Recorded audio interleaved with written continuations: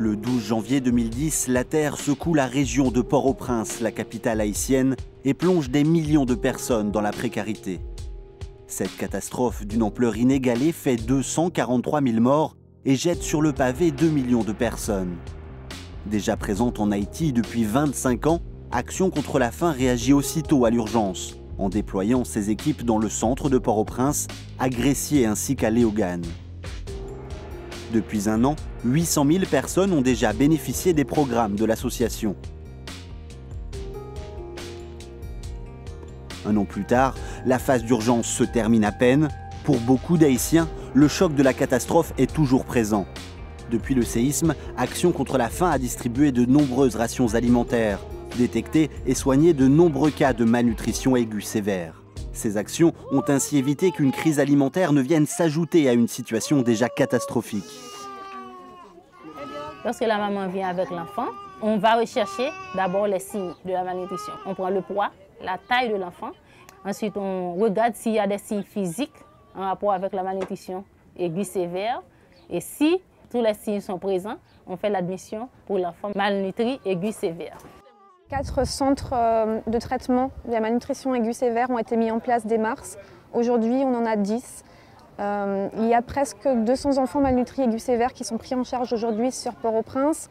Donc les besoins sont encore très importants et on sait que tous ces enfants qui sont en besoin ne sont pas dépistés et qu'il va falloir continuer encore, malheureusement, un peu longtemps. Les équipes d'ACF continuent donc de sillonner sans relâche les camps de déplacés et les bidonvilles de Port-au-Prince afin de détecter et de soigner les enfants malades. À cela s'ajoute depuis la mi-octobre l'épidémie de choléra. Les conditions d'hygiène, d'assainissement et l'eau sont les vecteurs principaux de transmission de cette maladie qui peut tuer en quelques heures.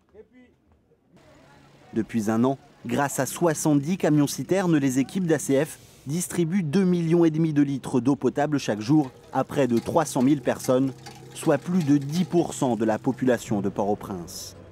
L'eau est collectée puis traitée par les équipes d'ACF avant d'être envoyée par camion vers les camps de déplacés et les quartiers les plus vulnérables. Dans les camps de déplacés, les conditions d'hygiène sont très souvent déplorables.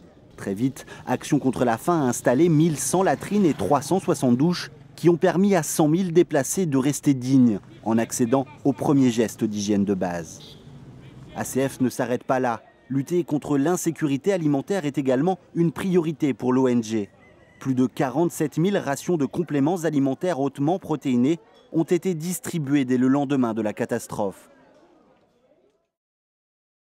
Malgré tous les efforts des équipes d'Action contre la faim, le visage de la capitale ressemble toujours à un champ de ruines dont les habitants portent encore les séquelles et les traumatismes d'une catastrophe dévastatrice. Plus d'1 million de personnes vivent sous des tentes en attendant de retrouver un abri digne. Entre urgence et reconstruction, l'association s'inscrit dans la durée et travaille à faire ressusciter la ville. Un an après, plus que jamais, le travail continue. Et Action contre la faim a besoin de votre soutien.